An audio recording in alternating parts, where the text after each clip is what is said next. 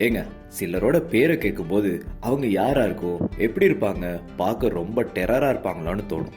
Mostly அவங்களோட பேர் என்னன்னு தெரிஞ்சுட்டு அவங்களோட ஃபேஸ் எப்படி இருக்கும்னு ப்ரெடிக்ட் பண்ணிடுவோம்ல. எனக்கு நிறைய தடவை இப்படி நடந்திருக்குங்க. ஒருத்தரோட நேமை வச்சு நான் அவர் இப்படித்தான் இருப்பாருன்னு நினைச்சு வச்சிருவேன். ஆனா அவர் அதுக்கு தலைகீழா இருப்பாரு. அட உண்மையாதாங்க, இது அடிக்கடி நடக்கிற விஷயம். அவங்கள நேர்ல பார்த்ததும் அட நீங்க தான் இவரான்னு கேட்க தோணும். நம்ம என்ன நினைச்சிருப்போம், நல்ல வயசான நரைச்ச முடியோட கொஞ்சம் தாடி வச்ச வெத்தலை போட்டவர் தான் கந்தசாமின்னு.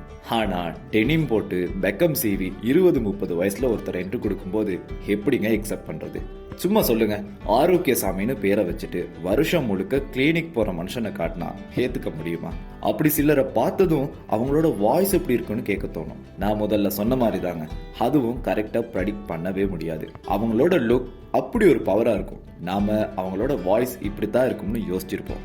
பேச ஆரம்பிச்சா என்னடா அதுன்னு இருக்கும். அதுக்கு தலைகீழா ஒரு சிலர் பேச ஆரம்பிச்சா என்ன வாய்ஸ்டா இவ்வளவு போல்டா இருக்குன்னு சர்ப்ரைஸ் ஆகிடுவோம்ல. இந்த பேரை வச்சு முகத்தை மனசுக்குள்ள வரைஞ்சு பாக்குறது, அவங்க குரல் இப்படித்தான் இருக்கும்னு நினைச்சு வைக்கிறதெல்லாம் நம்மளோட இன்ட்ரெஸ்ட் தாங்க. அவங்க யாரு பேரெல்லாம் தெரிஞ்சு அவங்க கூட பேசுற மட்டும் இதுவும் கொஞ்சம் கிக்கா தான் இருக்கும்ல.